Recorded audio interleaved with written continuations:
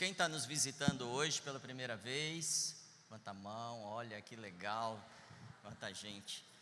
Amém, sejam muito bem-vindos. Quero te convidar, você que está nos visitando, a se sentir em casa, em família.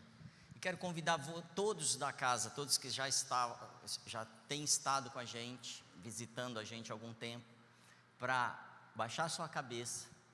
Todos que são membros dessa casa também, abaixar sua cabeça. Você que está visitando pela primeira vez, baixar sua cabeça e pedir para o Senhor mais. É você que vai dizer para Ele: Senhor, eu quero mais, eu quero receber mais de Ti, eu quero parecer mais contigo, eu quero conhecer mais a Ti, eu quero avançar espiritualmente com as Suas palavras. Comece a falar, pode falar alto, não tem problema, você está em casa. Senhor, nós somos gratos por tudo que tens feito, e nós te pedimos essa manhã mais do teu poder, o poder que ressuscitou Jesus lá naquela tumba, que arrastou aquela pedra, tirou ele de lá, que levou anjos para aquele lugar, o poder que o resgatou da morte, ele está dentro de nós. Ele é o Espírito Santo, e nós declaramos: Espírito Santo, nós queremos mais, nós nos abrimos mais, e nós dizemos: vem, porque Tu és bem-vindo aqui. Essa casa é sua, Senhor. Na verdade, nós somos os convidados, Tu és o anfitrião, Tu és o dono dessa casa.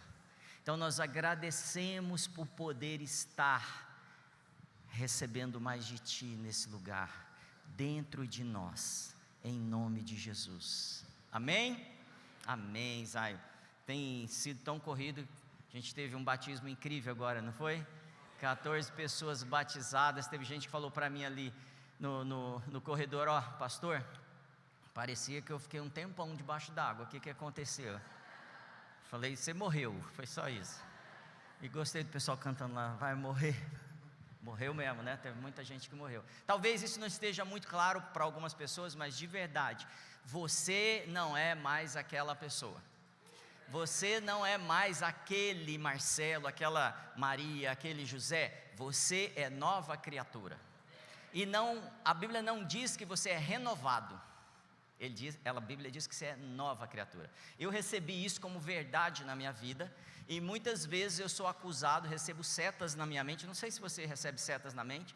Às vezes até acorda de madrugada, assim, sabe, vem umas setas na mente, e eu tenho cada dia aprendido, eu viro para o outro lado, falo: do outro lado não tem seta, eu deito para o outro lado e durmo rapidamente. Eu tenho conseguido vencer muitas das setas, porque eu sei que são mentiras, e as mentiras, elas não têm poder.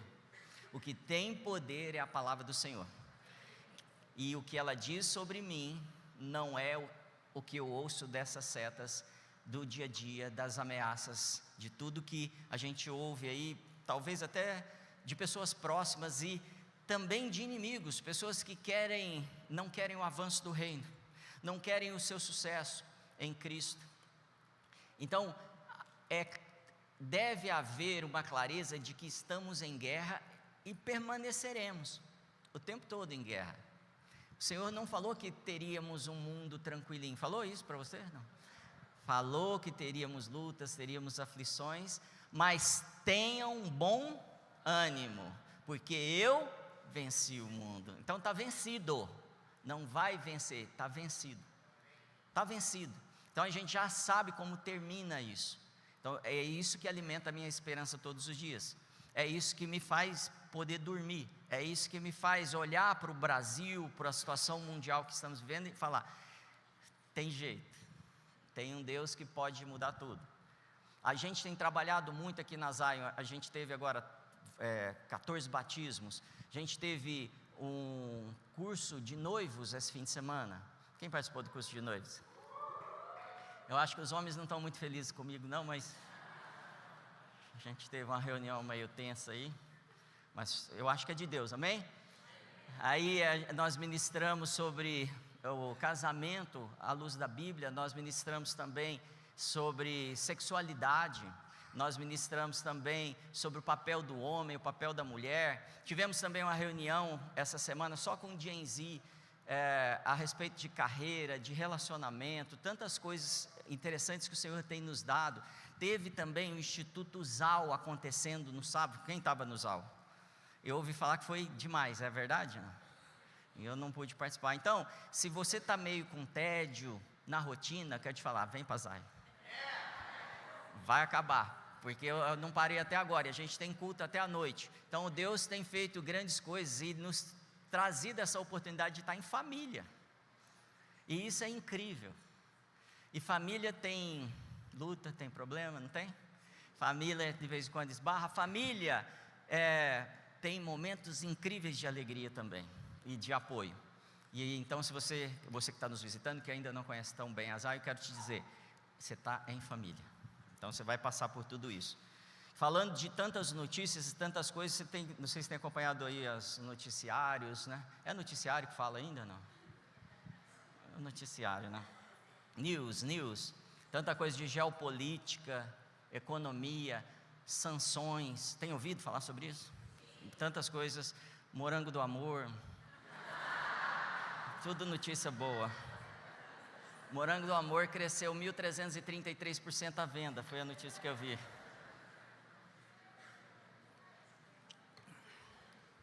Não tem jeito, né? Bom, de qualquer forma, com morango do amor, sem morango do amor, nós estamos em crises. A gente tem visto crises, tanto na economia do nosso país, na política do nosso país. Se você for fazer uma análise de geopolítica, então, é até assustador. A maioria das pessoas dirão que é o fim dos tempos. Você deve estar ouvindo isso por aí, não deve? E eu, pensando nisso, eu tenho buscado em Deus. Deus, nós estamos mesmo no fim dos tempos. E esse é um assunto, amém. Esse é um assunto, glória a Deus pelas crianças, amém? Nós amamos as crianças. Por isso que a gente tem aqui o G52. Quem faz parte do G52 aqui? Tem alguém da equipe? Vocês são uma bênção. Vocês são aqueles que estão sustentando a próxima igreja, as próximas famílias. Vocês estão trazendo cultura e valor para essas crianças que serão os pais e os líderes dessa nação no futuro, falando de nação, né? Então, a gente está em tantos desafios, e aí eu já abro uma brecha aqui. Se você tem um chamado para essa área, tem algumas oportunidades, então corre lá, faz sua inscrição para ser um voluntário no G52 e nos ajudar a edificar a próxima igreja, da próxima geração. Poucas vagas, né? Então corra.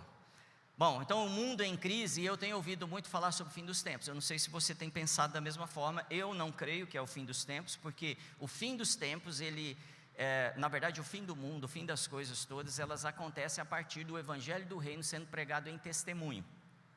O Evangelho do Reino, Mateus 24:14, o Evangelho do Reino sendo pregado em testemunho é pregado através da nossa vida, não necessariamente só por palavras, mas através das nossas atitudes.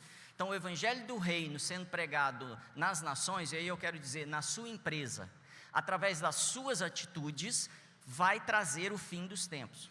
Por quê? Porque é algo completamente diferente do que o mundo tem vivido.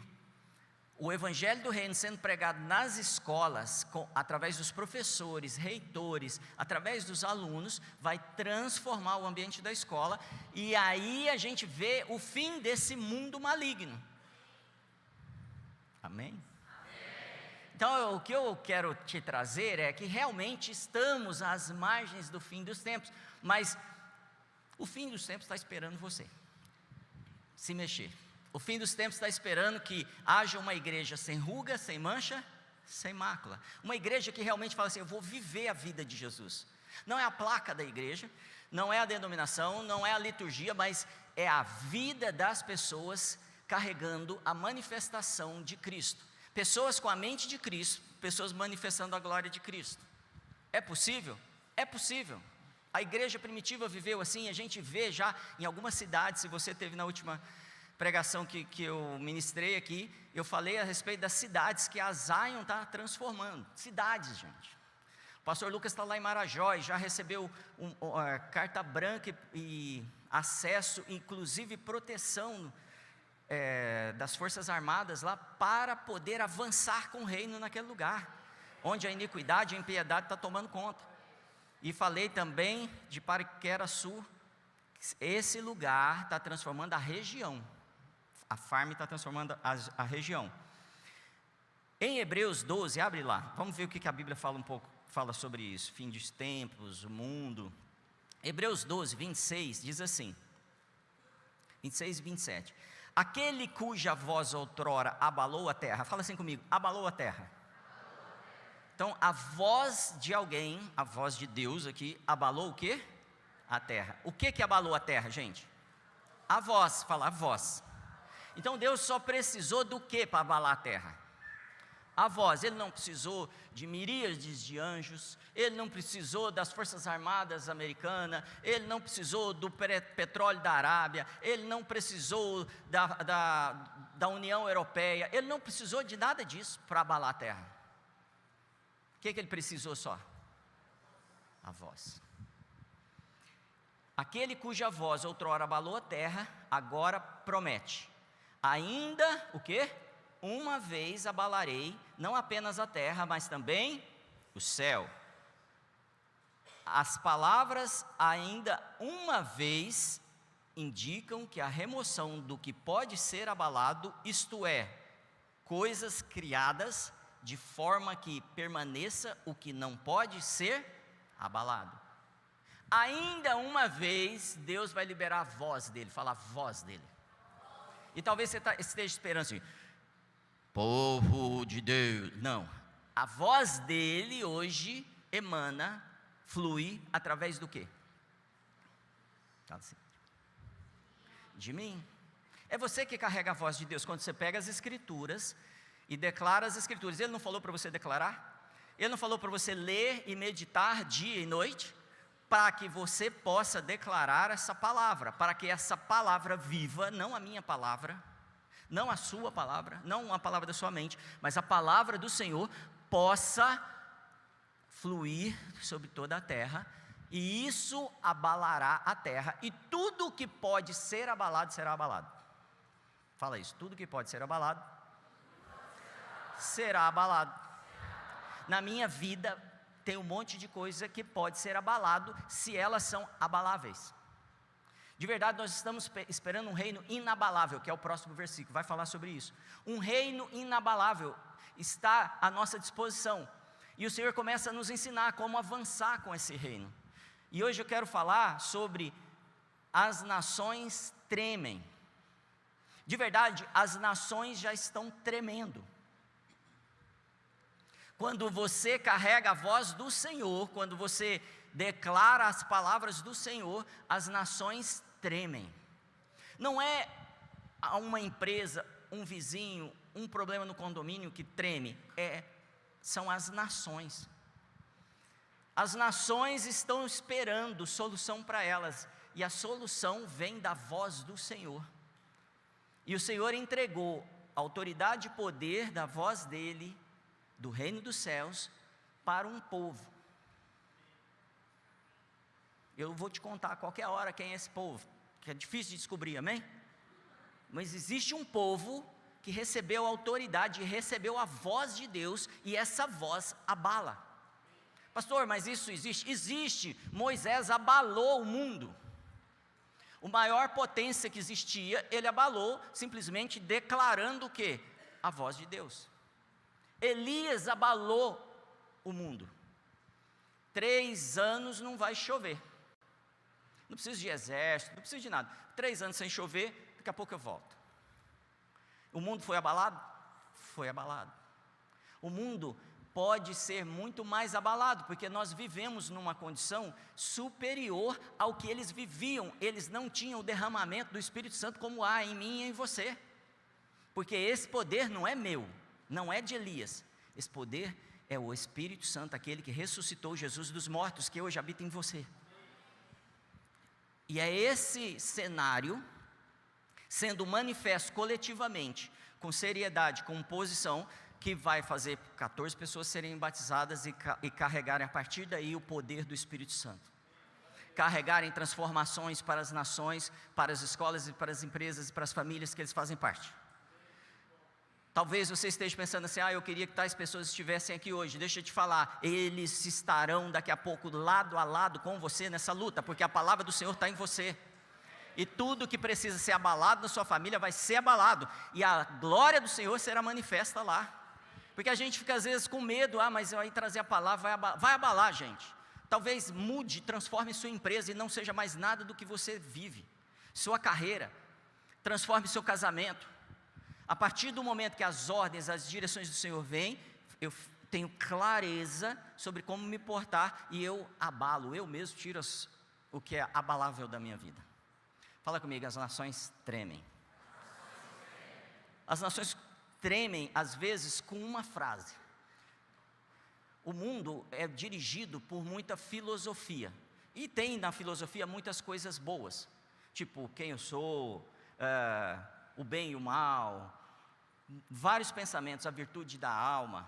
Tudo isso, os filósofos, principalmente os filósofos da Grécia, Platão, Aristóteles, eles trouxeram isso, e as nações são dirigidas por esses pensamentos. Mas existem alguns pensamentos que não só constroem, eles abalam para depois construir. Um dos pensamentos é de um homem que surgiu e falou coisas estranhas aqui na terra. Sim, coisas estranhas. Ele falou assim, Lucas 6, olha o que esse homem fala. Lucas 6, verso 27. Lucas 6, verso 27 e 28 diz assim: mas eu digo a vocês que estão me ouvindo, amem os seus... Vamos de novo? Mas eu digo a vocês que estão me ouvindo, amem os seus... Já abalou muita coisa aqui hoje. Amem quem, gente? Aqueles que te fazem bem? Os seus brothers? Seus sócios? Amigos? Aquele que torce para o mesmo time? Amem quem? Essa frase abala a nossa estrutura, porque eu tenho que sair daqui hoje mudando muita coisa na minha vida. Faz sentido ou não? Eu estou amando meus inimigos, seja sincero. Não. Vou responder aqui que eu vi algumas pessoas aqui na frente falando. Eu sei que aqui para trás todo mundo está amando. É nós. Não. A palavra do Senhor nos abala. E quando ela nos abala e nós começamos a carregar essa palavra, nós abalamos o mundo ao qual fazemos parte. E se eu entro na escola, no meu trabalho, na minha família, onde eu estiver, eu abalo aquele lugar se eu manifesto Cristo.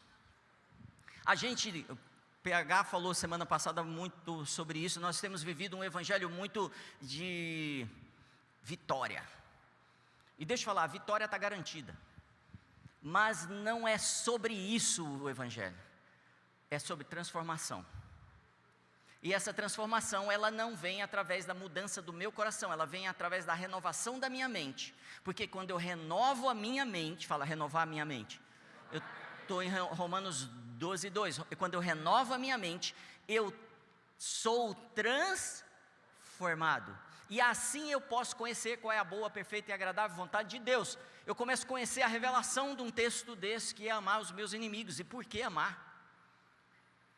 Faz sentido isso? Então ele está falando assim, eu preciso fazer uma mudança, mas ela começa na sua mente. E eu posso te garantir que cada vez que você renova a sua mente, ele troca o seu coração. Você não consegue mudar o seu coração. Cutuca o vizinho. Você não consegue trocar o seu coração. Mas ele prometeu que ele troca seu coração de pedra em um coração de carne. Mas depende de você decidir hoje mudar a sua mente. E não ouvir mais o que o mundo te ensina, mas ouvir o que esse que abalou as nações até hoje abala. Abala ou não abala? Hoje as guerras, tudo que está acontecendo é para calar essa voz.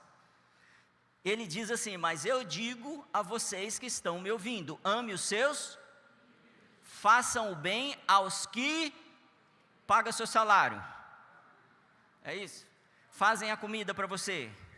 Não, façam o bem. O que é fazer o bem, gente? Fazer o bem mesmo, dar coisas, abençoar, ajudar. Façam o bem aos que te odeiam. Na internet também, pastor? Na internet também. Os haters também? Os haters também. A irmãzinha que falou do meu cabelo? A irmãzinha que falou do seu cabelo também. O irmão do futebol? Do futebol. Aquele que me lesou, sim. E ele continua: abençoem os que te amaldiçoam, orem por aqueles que te maltratam. Amém? Tem gente que te maltrata? Ah lá, tem gente que tem. O que você tem que fazer então? Orar. Sabe o que vai acontecer se você orar? Vai abalar tudo. E as coisas abaláveis serão abaladas. O Senhor sabia como fazer isso. Então Ele falou: eu não construí um projeto, uma palavra, um meio, um caminho, uma salvação para os crentes. A gente tem uma confusão aí, a gente pensa que é para os crentes. Não foi para os crentes. Jesus, Ele precisa ser a novidade na nossa vida todos os dias. Na área que a gente ainda não é crente, e aí eu estou falando que a gente ainda não tem fé, que a gente não crê totalmente. E principalmente para aqueles que ainda não foram alcançados. Salmos 46, abre aí rapidão. Quem gosta de Bíblia, você vai correr bastante em Bíblia hoje. Salmos 46, verso 6, diz assim: as nações se agitam, os reinos se abalam, Ele ergue a voz e a terra se derrete. Estão entendendo o que é a solução para a terra? Para esses governos, para tudo que a gente está vivendo? Tá ou não? Sim. Então, depois de ver todos esses homens de Deus fazendo isso, eu preciso entender: pastor, mas como eu faço isso? Como eu carrego isso? Aí a gente vai falar agora sobre o mandato de Jesus. E eu acho que todos nós sabemos qual é o mandato de Jesus. Mateus 28, abre lá.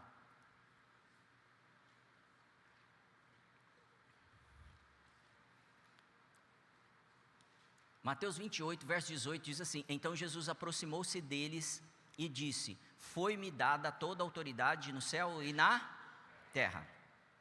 Vão e destruam tudo. É isso que está aí? Vão e arruma confusão. Vão e fale mal de seus inimigos. Persiga os inimigos. Mate os que te contradizem. Não. Portanto, vão e façam. Ele não está falando nem evangelizar, gente. Porque a gente fica, quando a gente usa Lucas, em evangelizar. A gente vai, fala de Jesus e sai correndo. Ele está falando, não, vão lá onde as pessoas não são cristãs, não têm essa mentalidade ainda renovada de amar os inimigos, e ame eles, discipulando eles. É isso que é ser mártir, é isso que é viver o evangelho do reino, que eu citei logo no começo, Mateus 24, 14. É eu ser um discípulo de Jesus, discipulando pessoas. Não foi isso que Jesus fez? Ele pegou 12 e fez o quê? Discipulou os 12. Conhece a história, não conhece? Portanto, vão e façam discípulos de todas as nações, batizando-os em nome do Pai, do Filho e do Espírito Santo. Foi o que fizemos hoje aqui, ensinando-os. Não, a gente não pode parar só no batismo, a gente não pode parar só no evangelismo, não pode parar só no batismo. O discipulado continua, ensinando-os a quê? Obedecer tudo que lhes ordenei. Talvez nós como igreja não tenhamos aprendido a amar nossos inimigos, e foi isso que Jesus mandou. Ensina as pessoas a amar, orar por aqueles que te perseguem. É isso que Jesus mandou. Então a gente precisa sair desse evangelho que é para mim, e entender que o evangelho é para mim, para que eu faça algo. O evangelho não é para mim, e ponto. É para mim, para eu fazer discípulos, trazer transformação. A gente ainda busca uma revolução com armas. Os discípulos de Jesus também buscavam. Quando é, Jesus, que você vai tomar o governo aí? Nós já estamos com as facas aqui, tudo aqui, pronto. Estamos prontos para a guerra, vamos bater nas pessoas. Pedro mostra isso. Jesus morre, ressuscita, volta, senta com os discípulos e fala assim: e aí, quando você vai tomar? Fica 40 dias. termina de ensinar tudo para eles. Aí ele fala assim: e aí, quando você vai tomar a cadeira lá de presidente da república?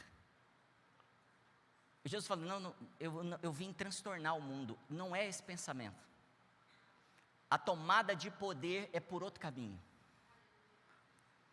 Por isso eu preciso te abalar hoje, Pedro, Tiago, João, para daqui a pouco vocês vão sair e abalar o mundo. E a mensagem de vocês, 2000 anos depois, vai chegar em Ribeirão Preto. E aquele povo vai ser abalado lá, numa manhã de domingo.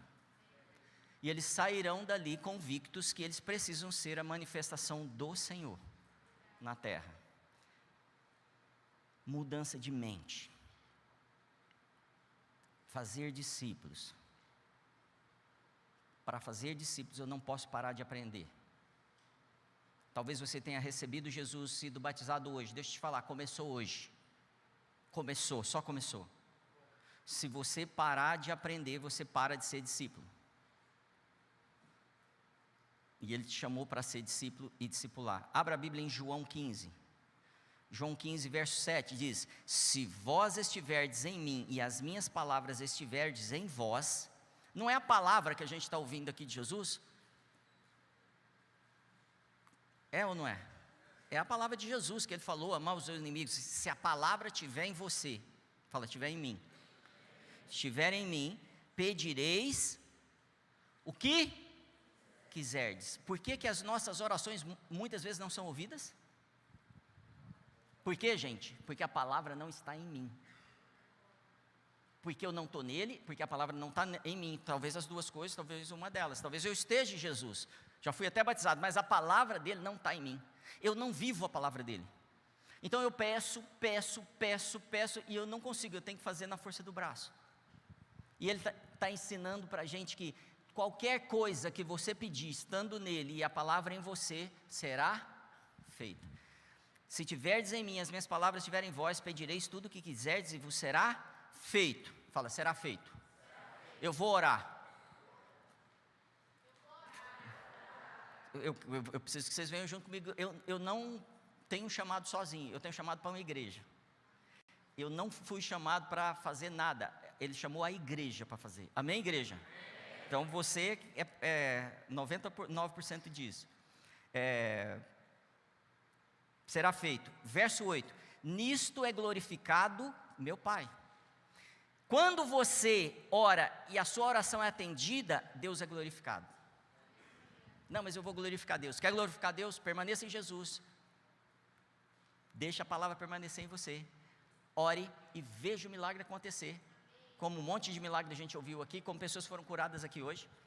E aí Deus é glorificado. Então, não há maior glória do que dessa forma, manifestarmos Deus.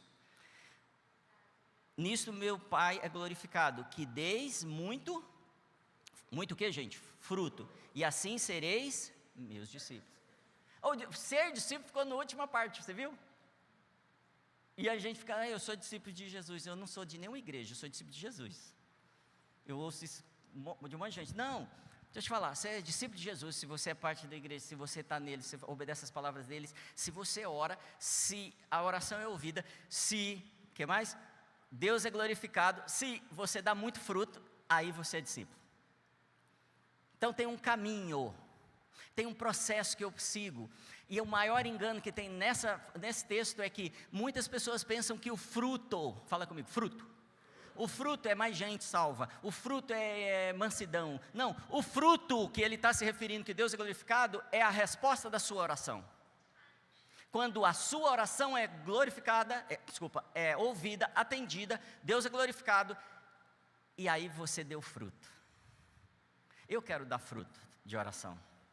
Então talvez eu não esteja orando mais porque eu não tenho visto o fruto. Eu estou te dando quais são os ensinos de Jesus a respeito de dar muito fruto. E esse é uma manhã para darmos muito fruto. Talvez a oração que devêssemos fazer agora é: Senhor, eu não amo meus inimigos, preciso começar a levar isso a sério. Eu não tenho capacidade disso, então eu preciso transformar isso na minha mente hoje. Eu recebo isso como verdade. E eu te peço, a primeira oração, troca o meu coração. Porque eu quero amar as pessoas. Eu quero ser parecido com Jesus. Esse é o mandato de Jesus. Para abalar as nações. Porque senão eu falarei e essa palavra não tem poder, porque ela não carrega o Cristo em mim. Eu não estou ligado nele, ou então a palavra dele não está em mim, e eu estou falando coisas que não são dele. Por isso a igreja, em alguns momentos, ela tem pouco resultado. Mas igreja, eu creio que o Senhor está levantando, não só a Zion, mas igrejas no mundo inteiro, que as pessoas estão se curvando, falando assim, o que o Senhor falar, eu vou fazer. Eu vou reconhecer Jesus como meu Senhor, eu vou me batizar, vou confessar os meus pecados, vou cuidar dos meus irmãos e vou discipular as nações. Independente da nação, se a nação estabeleceu uma sanção, se a nação é uma benção para nós. Independente disso. Independente porque o Senhor nunca olhou para um povo. O Senhor não veio para os judeus somente. Você sabia disso? Jesus era judeu, mas ele não veio para os judeus somente. Graças a Deus, amém? Senão a gente estaria fora. Tirando um ou outro judeu aqui, a gente estaria fora. E então, a segunda parte dessa mensagem é o reino. Eu preciso então entender como esse reino vai avançar sobre a terra. Como esse reino traz transformação. Porque esse reino tem princípios e valores que precisam ser estabelecidos na minha vida. Então, quando Jesus começa a me ensinar a amar alguém que eu não amava, amar alguém que eu não tenho motivo para amá-la, eu começo a andar conforme os cidadãos do reino dos céus. Ou você acha que os cidadãos do reino dos céus andam não amando a gente, que é pecador, que erra, que fala em outra coisa? Não, eles nos amam, porque eles já têm a mente e o coração do reino. Muitos de nós já estamos felizes por buscar o reino, ter entendido. Então Mateus 6,33 diz assim, em primeiro lugar, fala comigo, em primeiro lugar. E aí, igreja, o que eu gostaria de saber? O que é em primeiro lugar? Não é o segundo lugar. Isso vem do grego, do hebraico, é uma super revelação. Não é o segundo, fala, não é o segundo. Então Jesus fala assim, se vocês andam nas minhas palavras, oram, se a minha palavra está em você, se eu estou em você, vai acontecer fruto, e vocês são meus discípulos. Então eu vou dar a palavra para vocês. A primeira coisa que vocês vão fazer, Mateus 6,33, busquem o reino de Deus. Pastor, mas eu estou com tanta estratégia, nós vamos fazer, não, irmão, antes de tudo, busque o reino de Deus. E prioridade, não cabe segunda prioridade, a prioridade, não é? É isso, depois eu tenho um ranking de ações, de atitudes que tem que tomar depois disso, mas a primeira coisa que Jesus, se eu tiver de ensinar uma coisa para vocês, hoje, que já foram batizados, busca o reino de Deus. O quanto, irmão, você busca o reino de Deus? Segunda-feira, 5 da manhã, 6 da manhã, você acordou, o quanto, se é a primeira coisa que eu tenho que fazer, o que eu tenho que fazer às 5 da manhã na segunda? Buscar o reino de Deus, e sua justiça. E aí ele continua o texto, e aí todas essas coisas vão ser acrescentadas. As coisas estão no texto anterior que vai falar comida, bebida, roupa, moradia, todas essas necessidades a quais nós estamos esperando resolver. Ele está falando, eu resolvo isso, deixa que eu resolvo isso, faz o seguinte, busca o reino e a sua justiça. Não tem jeito de buscar o reino, eu vou te dar uma das chaves para buscar o reino, sem ir para a cruz. Buscar o reino eu morro no reino que eu vivo, nesse reino do mundo, e entro no reino de Deus. Entro no reino dos céus. Entrando no reino dos céus, eu sou uma nova criatura, e eu sigo a constituição do reino dos céus. E a constituição do reino dos céus fala para eu abençoar aqueles que me amaldiçoam. Aí eu começo a andar conforme o reino dos céus. Então, Zion, a decisão que precisamos tomar eu quero andar no reino dos céus, ser parecido com Jesus, para que Deus seja glorificado e que tudo que eu orar aconteça, ou eu continuo sendo só um religioso que vai na igreja. Há uma divisão aqui, e é dura mesmo. É o que o Senhor está pedindo para um povo da última geração, que vai ver a glória dele manifesta de uma maneira que nenhum dos profetas viu, há uma promessa sobre essa geração. E nós precisamos responder. 1 Coríntios, capítulo 2, diz assim: pois quem conheceu a mente do Senhor para que possa instruí-lo? Como é que continua o seu texto aí? 1 Coríntios 2,16. Pois quem conheceu a mente do Senhor para que possa instruí-lo? Quem? Fala, nós. Quem conheceu a mente do Senhor? Nós. Porém, temos a mente de Cristo.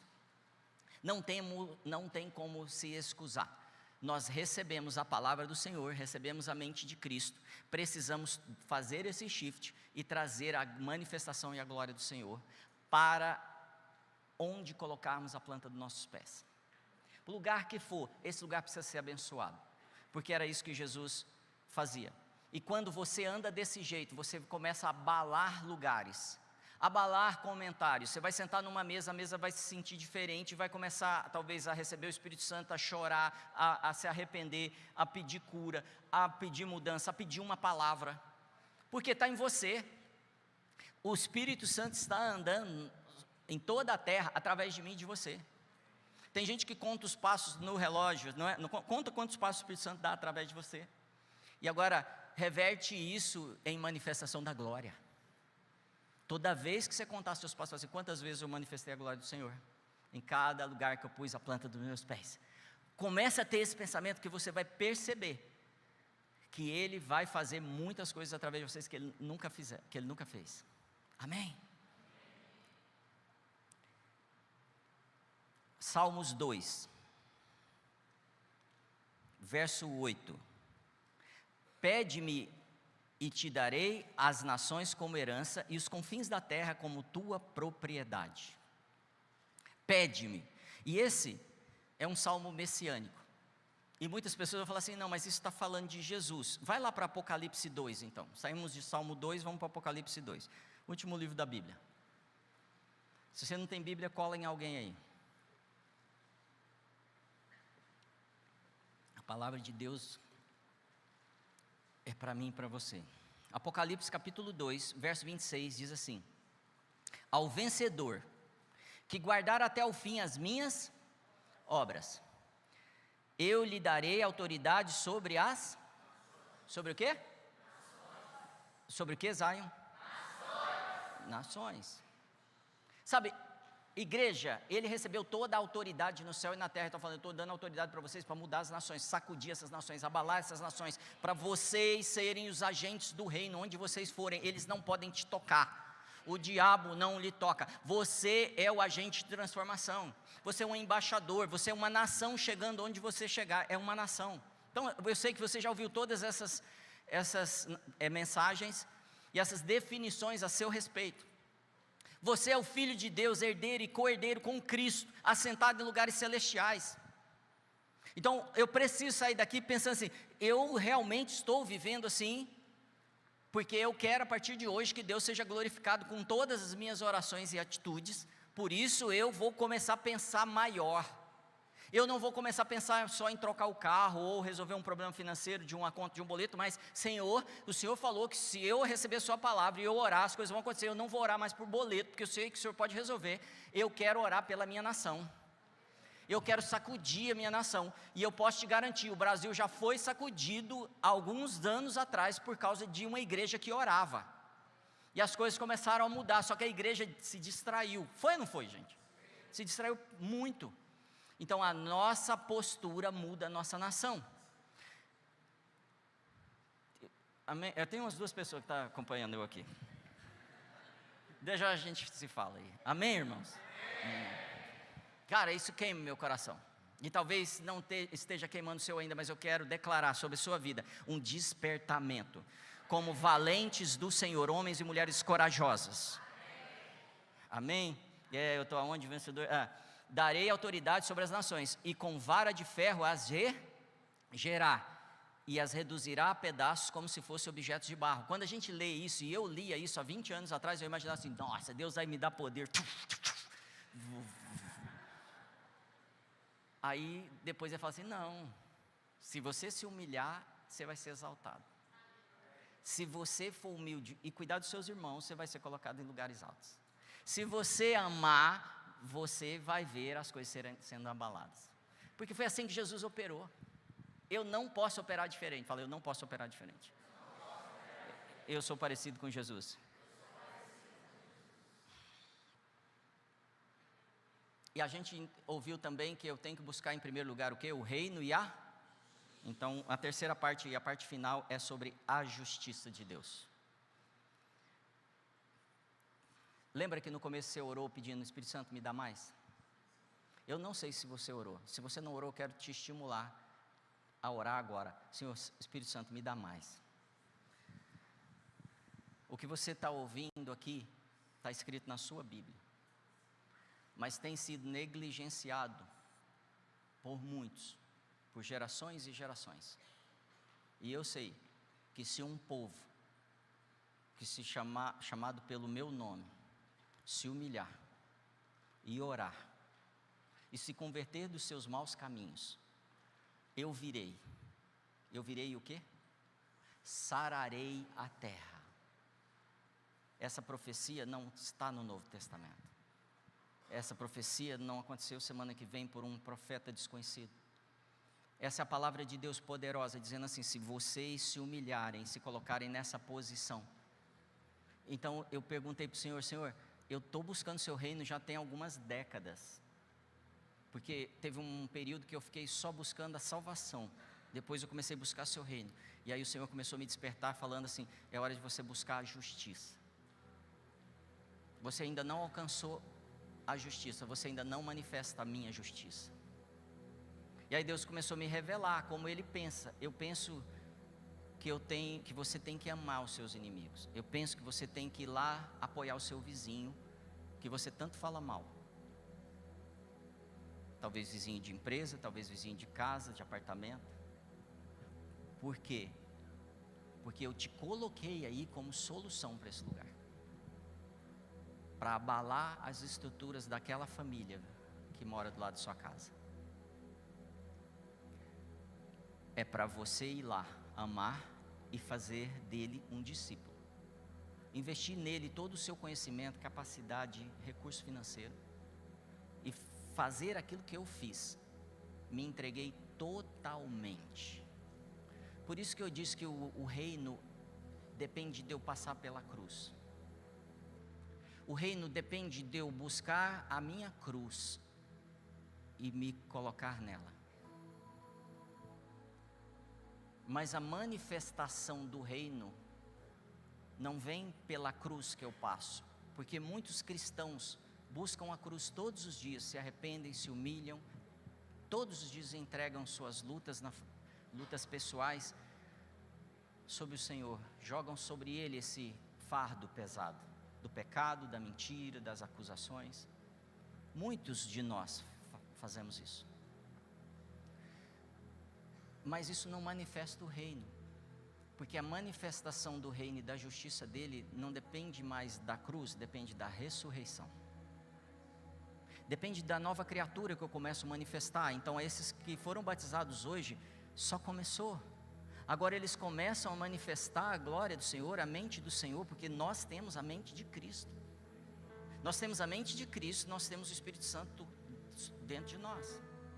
Então nós temos uma mente de arrependimento, uma mente que se humilha e que vai buscar os outros, mas nós temos dentro de nós o poder, dunamis, que pode impactar qualquer base e sacudir as nações.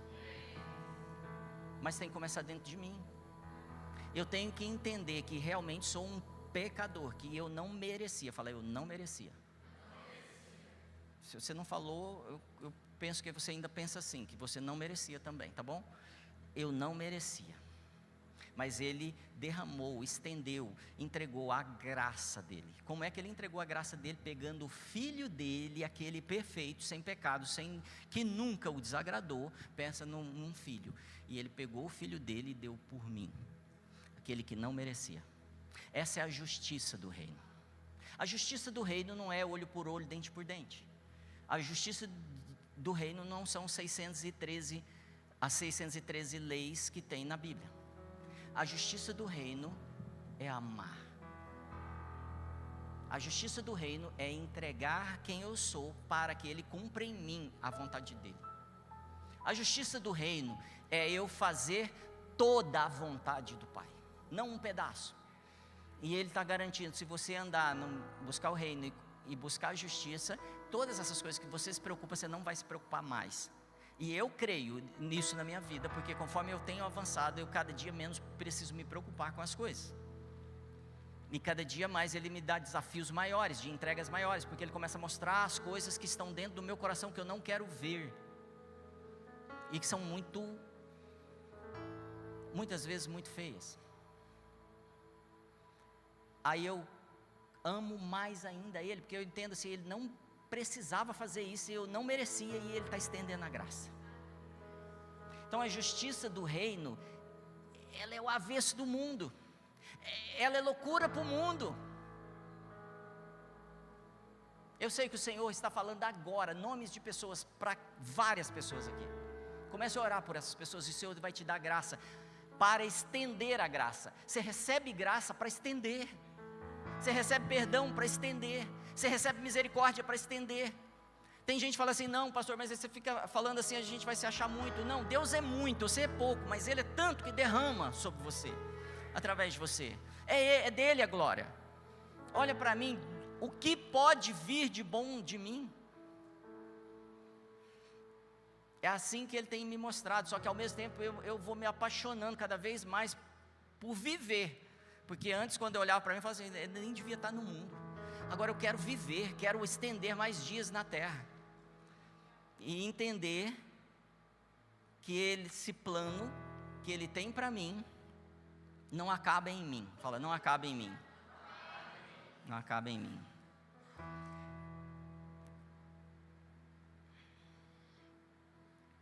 Abra sua Bíblia.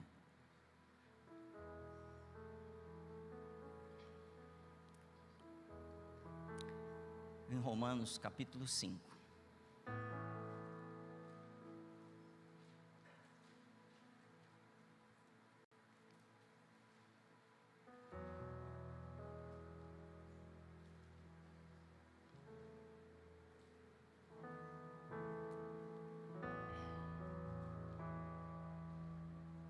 Verso 17.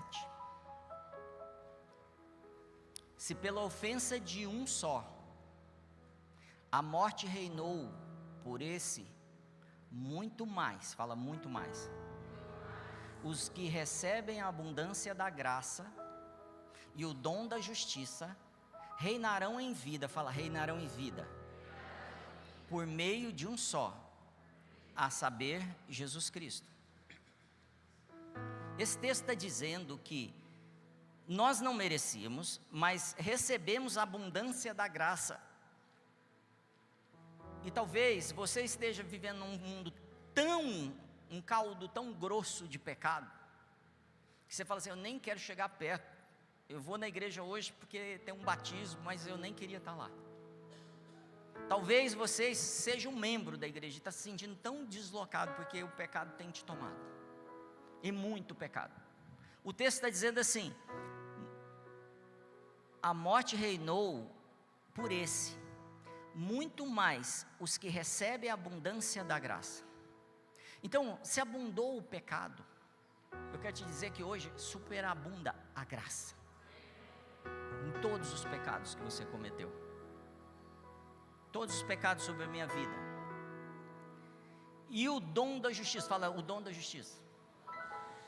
O que Paulo está nos falando, o que ele está falando para os romanos, é que a justiça, que eu fiquei falando, Deus, eu vou cumprir a justiça. Ele falou, não, a justiça você não pode cumprir, é um dom, eu te dou. Você precisa receber o meu coração como um dom. Você precisa começar a andar como eu ando, recebendo como um dom. Para isso você precisa ser humilde, falar assim, não vai ser do meu jeito. Eu quero receber como um dom. Tem gente que recebeu dons de línguas, dons de cura, é a mesma coisa, é um dom. A justiça do reino não pode ser cumprida por homens e mulheres naturais. precisa ser recebido no nosso espírito como um dom. E aí tudo começa a ficar mais claro. Senhor, o Senhor quer que eu discipule as nações com a tua justiça? Sim, para estender o meu reino. Então você recebe o Senhor, se arrepende, é batizado, busca o reino, recebe a justiça e faz discípulos com tudo aquilo que eu vou te dar. E se você der aquilo que eu te dou, você vai receber até 100 vezes mais. Eu não estou propondo nada, mas a Bíblia diz isso. Até no natural é assim. O Senhor está dizendo, é hora de uma igreja amar tanto, falar assim, quem são as pessoas que eu realmente preciso derramar meu coração, ser justo com elas, mas não com a minha justiça, porque elas não merecem, porque não fizeram nada para mim. Por isso que o Senhor vai falar assim, ore por aqueles que te perseguem, aqueles que te amaldiçoam, abençoe eles. Eles não merecem. Eu e Deus estamos conversando, ele não merece, Deus, não, eu sei que não merece, mas e daí? Eu estendi sobre você, agora estende sobre eles. Isso é igreja. É isso que sacode o mundo. É isso que quebra, porque as pessoas vão olhar para você e ver os olhos de chama de amor de Jesus em você. Eles vão falar assim, eu estou vendo algo que brilhando em seu rosto, eu não sei o que é, eu preciso disso, pelo amor de Deus, eu me arrependo hoje, eu me entrego. Às vezes a gente vê grandes cruzadas. Se você que talvez tenha a minha idade, tenha visto muitas grandes cruzadas de milhares de pessoas se convertendo. Deixa eu falar, as pregações desses homens, Billy Graham, esse grande homem de Deus, a pregação dele é fraca, é básica, porque ele não vivia da pregação, ele vivia do amor que estava nele, fluindo e amando as pessoas. E aí milhares de pessoas se convertiam ao mesmo tempo. Quando Pedro prega, é uma pregação de um homem iletrado, e 3.000 se convertem. E o Senhor está falando assim, vão, evangelizem, façam discípulo, mas amando essas pessoas. Não é pela sua sabedoria, não é pela sua persuasão. Eu não usei persuasão, Paulo fala, eu não usei. Eu tenho que manifestar a justiça de Deus, a misericórdia de Deus. Começa a orar agora por essas pessoas que Deus já está te dando. Há um kairós, há um poder sendo levantado aqui. E eu sei que Ele vai tratar o seu coração enquanto você libera as pessoas.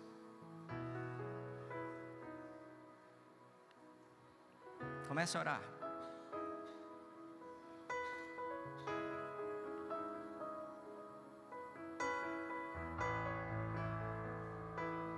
Senhor, somos gratos porque o Senhor nos deu essa oportunidade. E nós queremos receber tudo de Ti, como nós oramos no começo.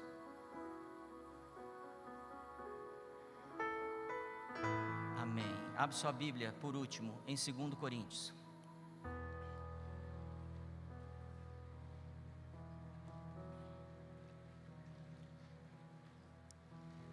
Segundo Coríntios, capítulo 5.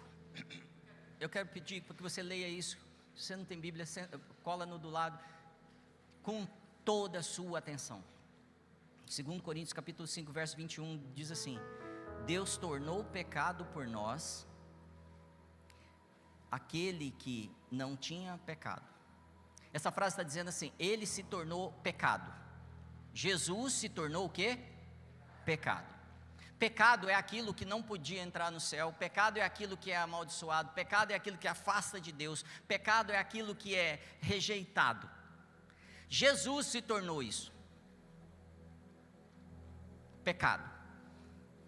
Deus tornou o pecado por nós, aquele que não tinha pecado, para que nele nos tornássemos o quê? Justiça de Deus. Ele se tornou o pecado para você ser a manifestação da justiça dele aqui na terra. Fala assim, eu sou a justiça de Deus. Se eu ando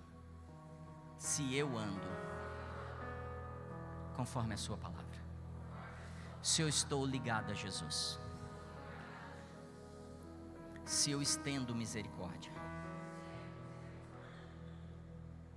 então eu sou justiça de Deus. A gente está no final, e eu sei que Deus quer fazer muito mais através da sua vida. Eu não sei se você conhece a história de John Newton. John Newton era um homem que foi um grande mercador de escravos.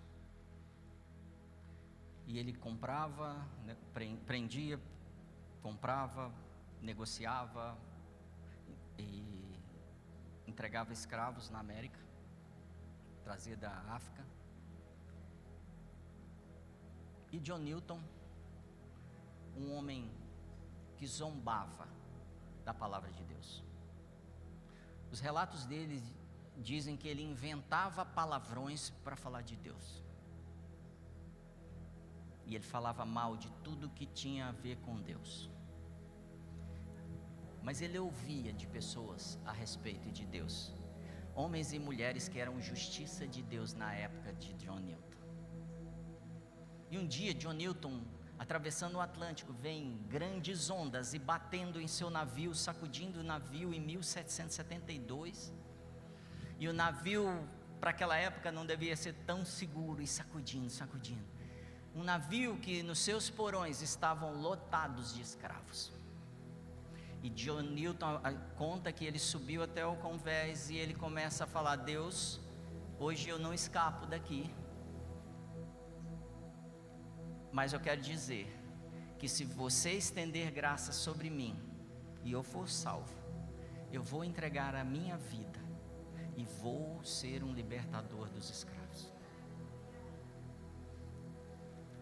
Os historiadores dizem que ele compôs a música cristã mais tocada da história. Mas também dizem que ele compôs só a letra.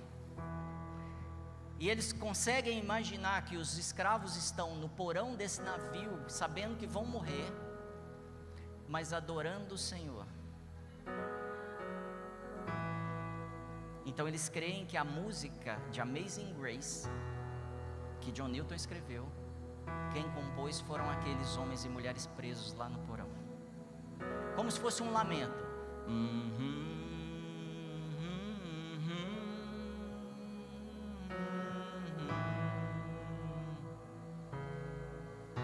O que eu vejo com isso? Eu vejo a graça de Deus estendida em qualquer momento, em qualquer homem, em qualquer perseguidor, em qualquer autoridade que tem sido desumana, desonesta.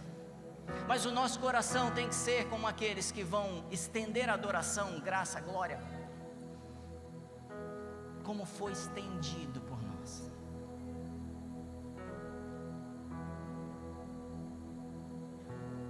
Baixe sua cabeça.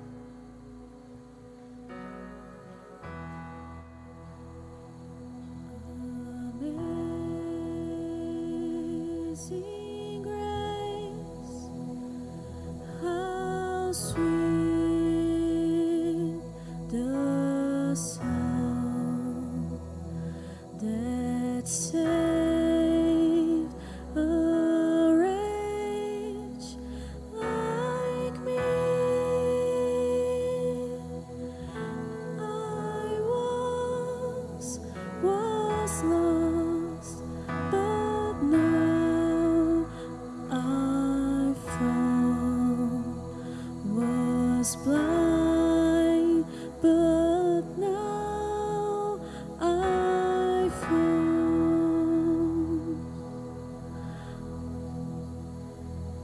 Quero te convidar para ficar de pé agora.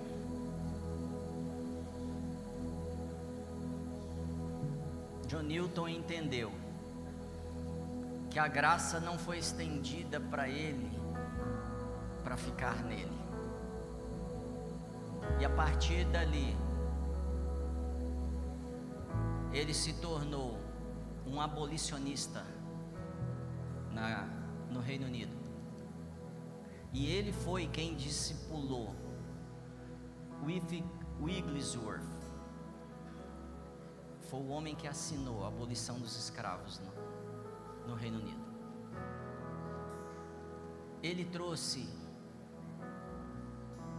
Ele balançou a lei no Reino Unido, o dia que ele decidiu estender a graça para outros. Talvez você esteja se sentindo assim: pastor, isso não é comigo, eu não sou capaz. Eu estou te falando do homem que inventava palavrões para xingar Deus. Eu estou te falando que a graça do Senhor está derramada hoje sobre todos nós aqui, de forma igualitária. O amor dele está estendido aqui. E eu quero te convidar para orar por você, junto com toda a equipe aqui, para estender mais graça e te enviar como um carregador da graça e da misericórdia e da salvação do nosso Senhor, aquele que se fez pecado no meu lugar e transformou você em justiça. E te enviar como justiça, porque não vem da sua capacidade, não é possível. Um dia um jovem rico chegou para Jesus e falou assim: eu cumpro toda a lei. Jesus falou: beleza, larga tudo, dá para os pobres, me siga. É isso que o Senhor está te falando hoje. E antes de você vir aqui, nós estendermos isso sobre você, que temos recebido muito do Senhor, eu quero perguntar: se há alguém aqui que não tem Jesus, esse amor perfeito, como seu Senhor e Salvador ainda, que não tomou a decisão de ser guiado por Ele e viver como um homem completo, dentro daquilo que Ele planejou para você. Se existe alguém, levanta a mão, quero orar por você. Alguém que não recebeu Jesus ainda como seu Senhor. Quero insistir, levante sua mão. Essa é uma manhã importante para toda a tua geração. Amém. Agora eu quero chamar você que quer ser enviado e receber desse dom da justiça do Senhor e andar nisso, para vir aqui na frente também. Comece a se mover e vem aqui, nós vamos orar por vocês.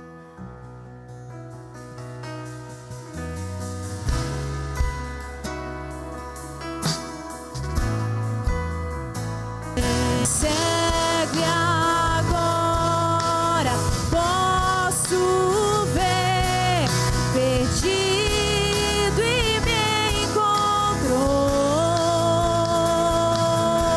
Sublime graça, doce o som que salva o pecador. Pois segue agora, posso ver. Agora eu posso ver.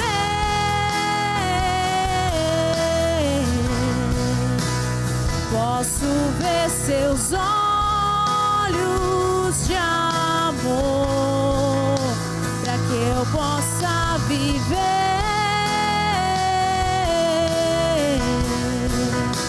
Sua vida Ele entregou, a vida Ele entregou. Agora eu posso ver,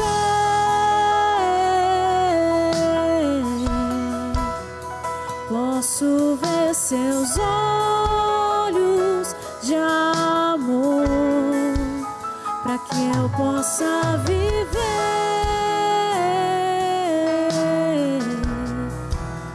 Sua vida Ele entregou.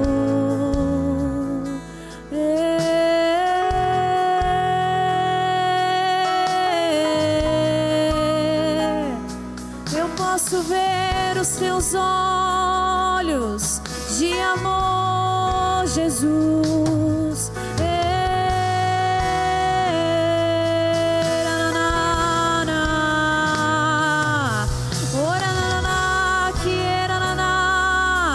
Eu posso ver os teus olhos de amor.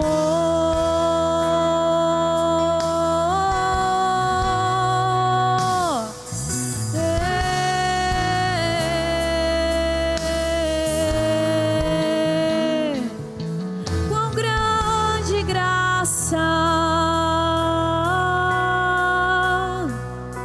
quão grande graça, quão grande amor.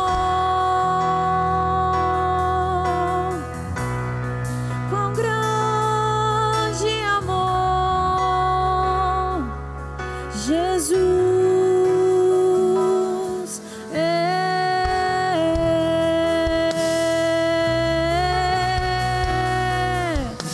Com grande amor, com grande amor.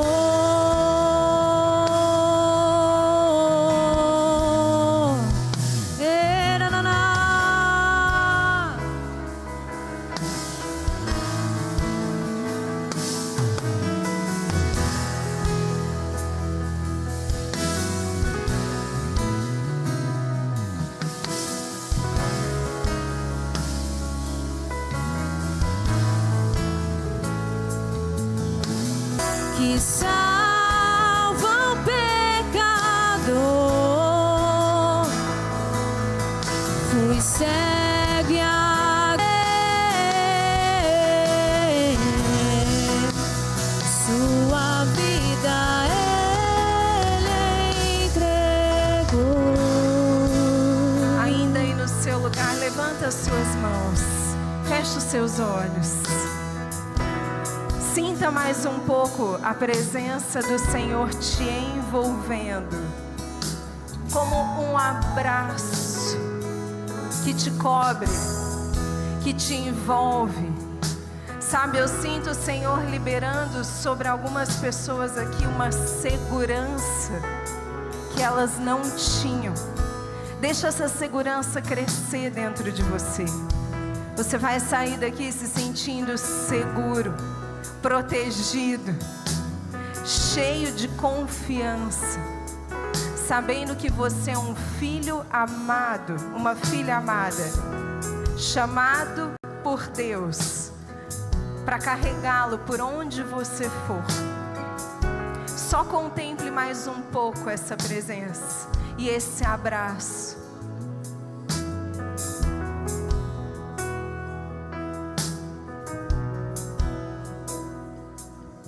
Obrigado, Jesus.